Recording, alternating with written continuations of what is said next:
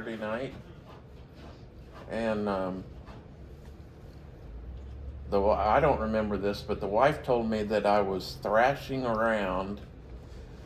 All I wanted to do was sleep, and this was Saturday morning. I had just woke up, or I'd just gotten up around 10 o'clock, 10:30. I usually get up around 8, 9, depends, and she said I wanted to go back to bed, and I don't remember any of this. And I kept wanting to go back to bed, and I kept wanting to sleep. So she put me in bed, and she said I was thrashing around in bed. And our house is a small trailer, and the bed, there's like a gap like this from the bed to the wall on one side. And I had fallen down in there on my head. And she couldn't get me out. So she played around and messed around and got me out on the floor, and then called for help. So then help showed up, and needless to say, I was laying there stark naked, and got all these guys running around in there doing what they can do. I don't remember any of it. And then they took me to the hospital. I went into the emergency room, and the emergency doctor was a big plus. After 6 minutes it took him to evaluate me, and by then he knew exactly what it was, and then started he came up with the idea because he wanted to double check and make sure he was correct, and he needed to do a spinal tap. To do that, he had to put me under. So they put me under, and they did the spinal tap, and it was just pure infection in my spinal column. And so they realized that he was what he thought it was, and it was meningitis. They, when they were diagnosing and doing all the stuff that they did, they decided that it was a bacterial meningitis. That's the real rare one, isn't it? Does anybody know? Bacteria. Oftentimes it's a viral, yeah. Yeah, and they had no idea how I got it or where it came from.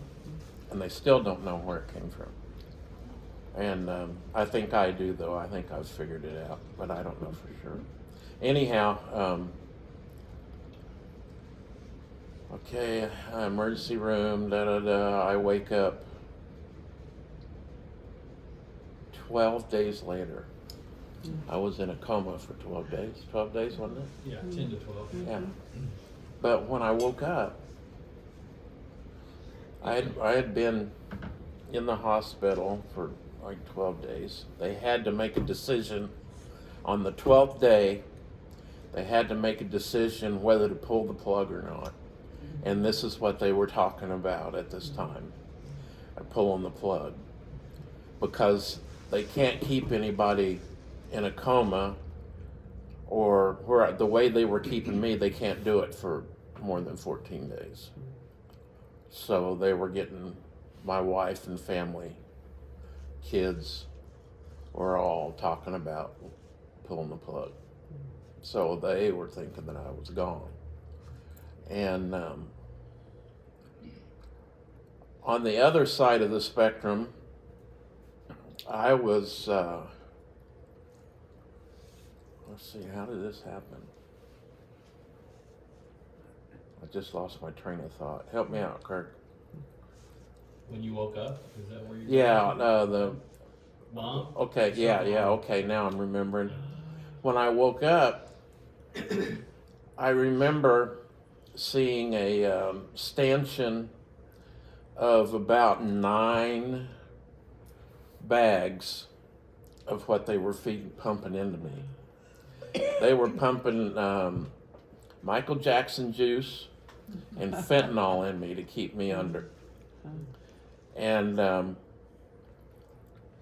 they decided that they needed to pull me out. I'm jumped back. I'm going to tell this part first. That they needed to try to get me out of a coma before the 14th day, so they started trying to slowly bring me up, and then I'd start thrashing and biting my tubes in half. So they take me back down, and they fix everything, and then I don't know how long, a little while later, they'd try it again. I'd do the same thing. They didn't know what to do. So back to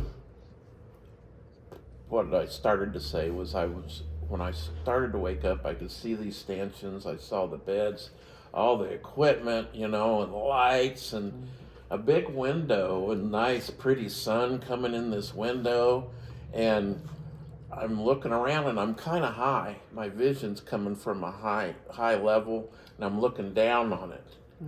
And I'm looking around and I'm like, whoa, this is serious. And about that time, I was looking and I saw something move, and I looked, focused, and it was me.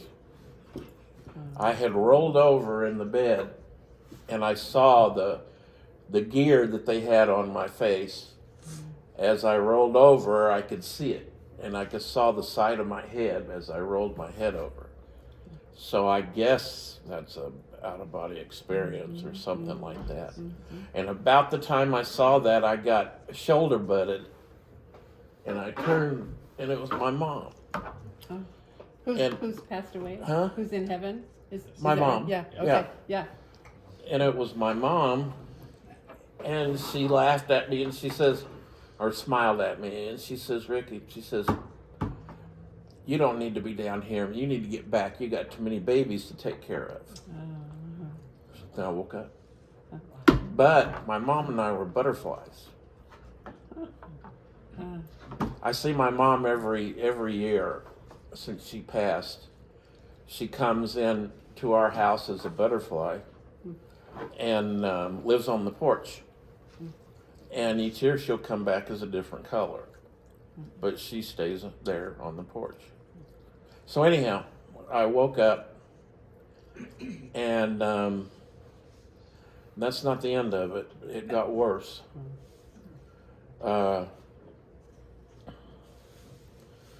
They had me in step down. First step down, they realized that I was contracting C. diff. C. diff, is that how you pronounce it? Yeah. Remember that. C. diff. Yeah. C. difficile. It's- Yeah. yeah, C. diff. I don't know if anybody knows about it. Bad news. It's a It's an intestinal virus, Yeah. Bacteria. Yeah. bacteria, and you get diarrhea real bad, and oh my You can goodness, die from that. Yeah. it's bad smell. They had me in a large room by myself, and it just went on and on, like it was never going to stop. When you're laying in a hospital bed and you still have to take care of number one and number two, it makes it kind of rough on you when you can't hardly even move. So I went through that. It finally got through it where it wasn't as bad. And then as that got straightened out, they were trying to find a a rehab for me because I'd been off my feet so long and I couldn't walk. Couldn't do anything, just lay in bed. That's all I could do. And so they finally found a rehab that would take me, and it was, what was the name of it? You okay? Getting your breath? Yeah. Next to Battlefield in Fremont. Okay. In Springfield, yeah. Something Springs or something like that. And so they wheeled me in there,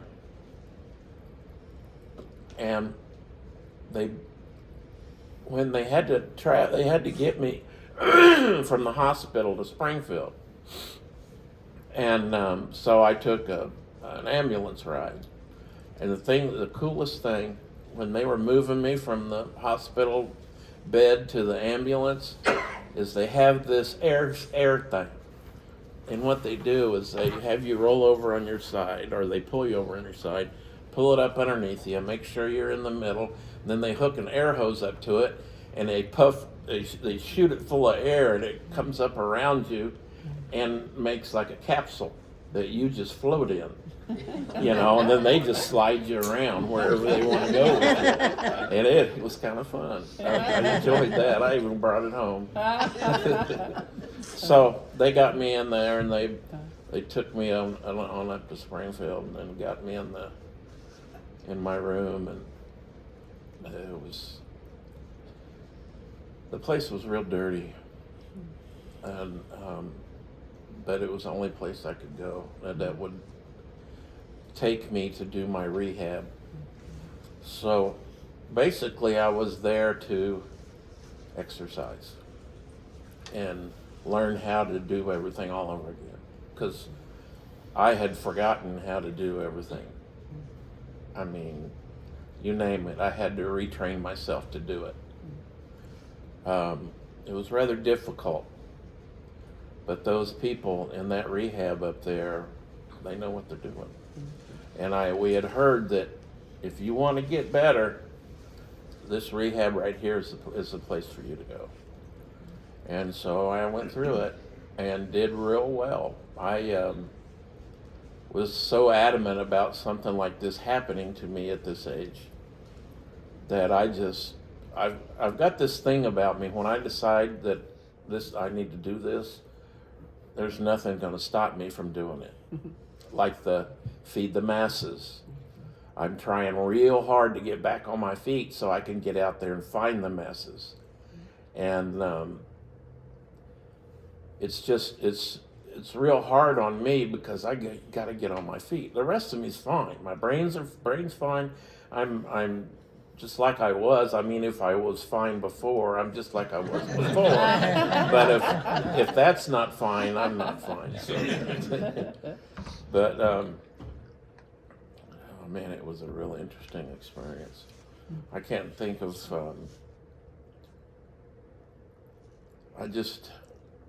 There was so many people coming in to visit me, and it pulled our family, just sucked us all in together, and we all actually like each other now. And but no, it pulled my ex. I've got a couple ex-wives out there, and it pulled one of them in, and we're all family again with my current wife, and it's just been a really, really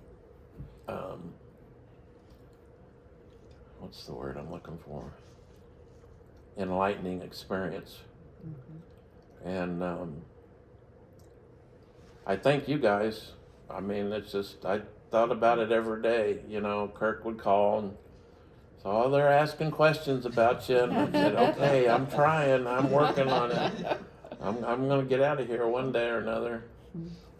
And then Jana would do the same thing, and you know, it was just once I got home, then it was learning how to do all this stuff at home.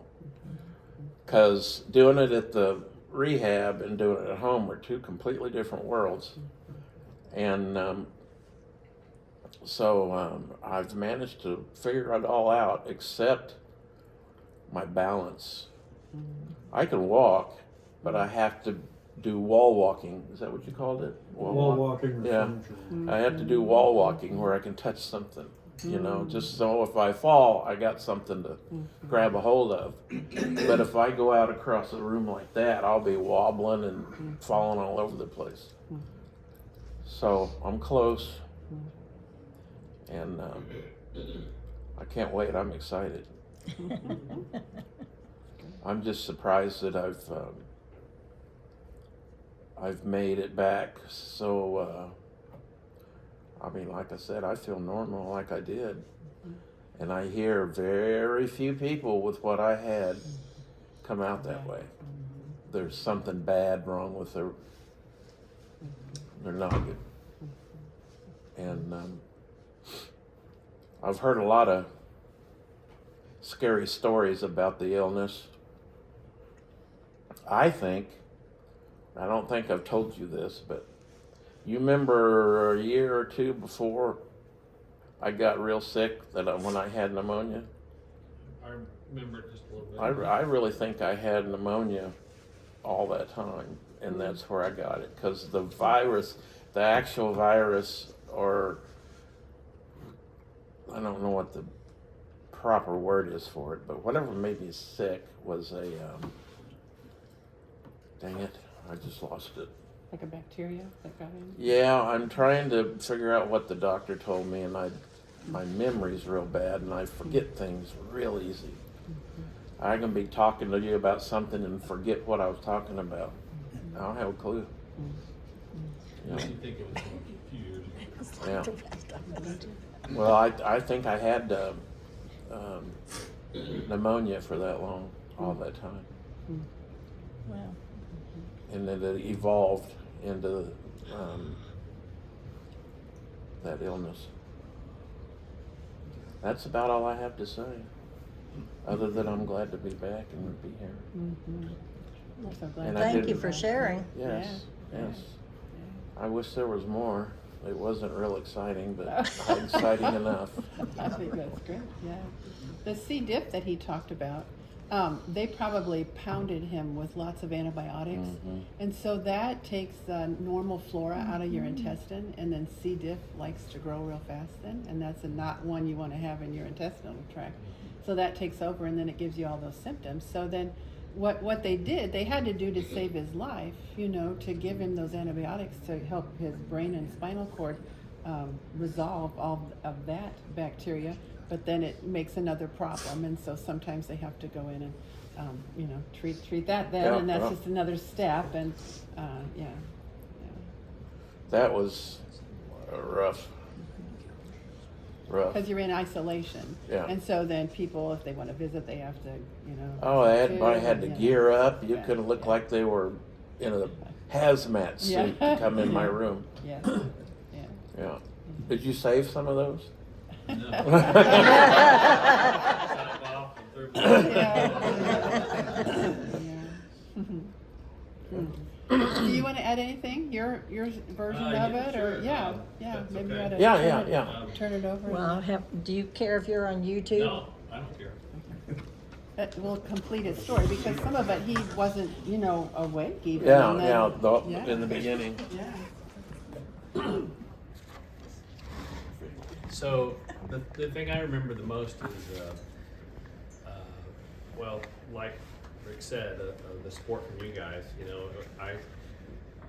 Pastor Don would text, and I'd give him updates constantly and relay back, and so I knew I could relay to you that everybody's praying for you once you came out of it. But what you said about bringing the family together is so true, because we would pray over you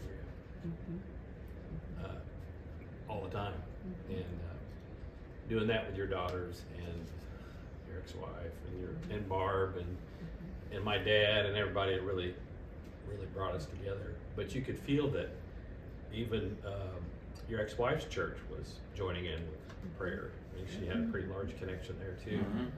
And so that it just felt like there was a whole group of Christians praying for you.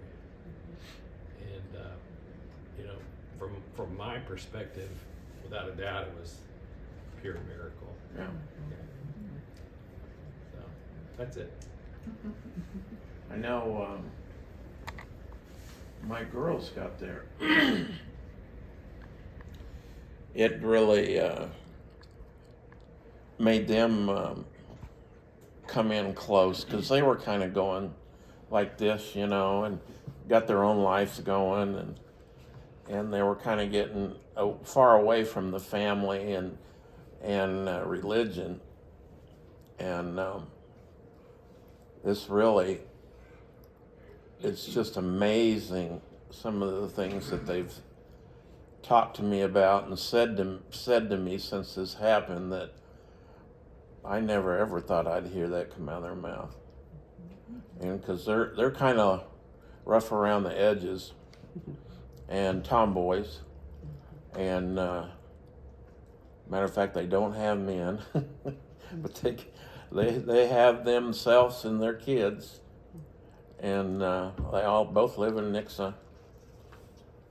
And it's actually, like I said, has pulled everybody in. It's just so amazing. And it amazed me. I didn't even realize that we were so far apart till they got pulled in. And it was really nice, a blessing. So now they want me to move up there, and now I'm dealing with that. There's one other thing I'd like to add if I could. The doctors, when they were talking to us, they tell you in a subtle way, they kind of, they're well trained to let you down softly when it's bad news. And so they had for a couple of days started telling us about, we're reaching that point where if they have to do a trach, it's hard to reverse, and it's a difficult road back once you get beyond the 14 days. And you could tell through their body language and what they were telling us that they didn't have much hope. And after you woke up, there was a buzz in the hospital. Oh yeah, I forgot that. Because they wanted to see the miracle patient. Other people in the hospital were coming to see him. Doctors because and nurses. they all knew how unusual it was, and maybe some of them not being believers, to them it's not a miracle, but just by their reaction, it just further evidence that it really was a true miracle. It was quite the experience. Not one that I care to do again. It's pretty scary. We don't always get to pick, do we? No. God takes us down roads, and yeah. Now, speaking of God, I spent a lot of time with Him, talking to Him. I had my cell phone in my bed right here, and played constant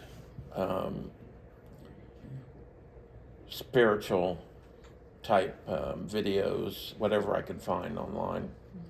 And they were just going constantly, and I was talking to Him constantly. I was talking to my mom constantly, and talking to the Lord more than her. We seem to have created a relationship where we're just like buddies, more than we were before. And I'd just be walking along and talk to Him. He's right beside me, and I just talk to Him like I'm talking to you guys right now, and just have a conversation. And that was real enlightening in my travels, and where I'm wanting to go and what I'm wanting to do. And so I think what we're talking about with this homeless thing is going to be a pretty big deal. And I want it to be a big deal. I want it to be big. I'm talking the masses, not just Branson, everybody. And a lot of this planning that I did in my head and on paper or in my phone, I'm off subject. I don't want to go into another subject. Well, I mean, we have time. We all wanted to hear what your plan was anyway at some point. So Was there any questions? No questions? Okay. Do you remember anybody from when you were in the hospital in the coma or coming out of it? Do you remember anything that the nurses or doctors said to you? Do you remember it rather than your family telling? When I came out, yes. Do you remember when you were under? Do you remember hearing them? Oh, no. You didn't know. No. Only thing I remember faintly is the music. Music is a big thing in my life. This is my band. Anyhow, not my band, but friends of mine. And they, let's see, what was I going to say? Hospital You heard- worker If you voices. heard anything, Did you yeah. hear Yeah, my girls said, and my ex-wife said You get your phone, play music, play Pink Floyd for him.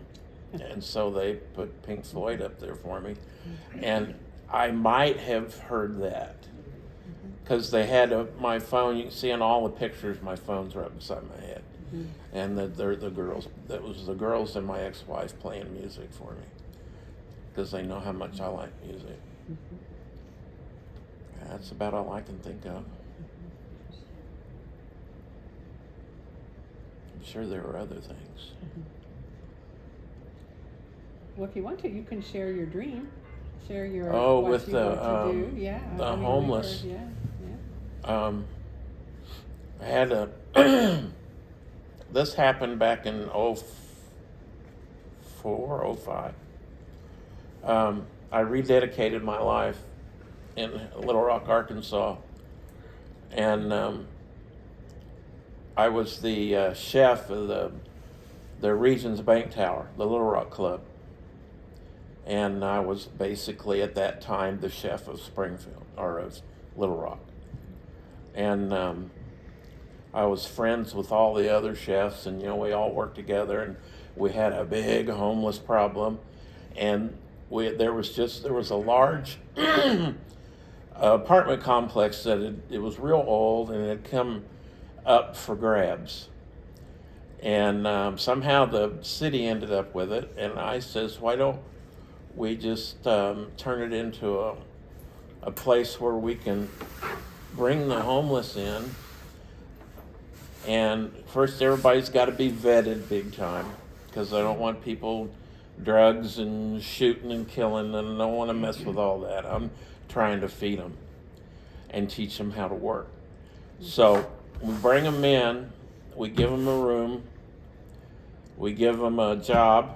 If they know how to work in a hotel, we give them a position, and they go to that position like a normal job to pay for their room and board. There's a kitchen. If there's not a kitchen there, we're going to build a kitchen, and it's going to be large enough to where I can employ 6, 8, 10 people, and they're all going to be homeless, and I'm going to teach them. I teach them how to work in a kitchen, how to wash dishes, how to cook. I've trained so many cooks in my life, and a lot of them are doing really good. And I've done a lot of interns, trained a lot of interns when I was in Georgia. So I feel that I can do this. It's going to take a while. It's going to take a lot of people. But like I said, the masses, that's the thing, is I'm thinking large, because my idea is, when I was in Little Rock, we made this board. We all had a meeting, and I brought this up, and I said, why don't we have you guys, and there was probably 6 or 8 representations of churches there that did feed homeless, but each one, like, they would feed 10, they would feed 30, they do feed 5, they were all different. And the way my thinking was is you bring your food in, raw product, to a centralized location, all of it. Not a little here, a little there, and there. You bring it into a centralized location, you handle it properly, you store it properly, and you cook it properly, and you ship it out properly, so nobody gets sick. So we would make it up, let's say at the hotel, the restaurant that's in the hotel where they're living. Homeless people would prepare the meals. They would portion it out. Let's say we got 10 meals going here, 20 there, and then we would ship out from the main location. It would go out, and these churches could still feed their 5 people and 10 people and all that. And it would, like I said, pull everything together. And then at the same time, you're training the homeless people that are there with you, you're training them how to do this. And then someday when they have learned and feel like they can move on, then they'll go get a job somewhere else and do their thing. And that's kind of the idea My my thoughts on the thing, it might even have been a dream when I first thought about it, because I still have this feeling of rubble and people being in a bad way, and nobody can find any food, and feeding lots of people that are in bad shape. Like if we was to go set up over there, over where they're having there's other countries that are having a hard time, and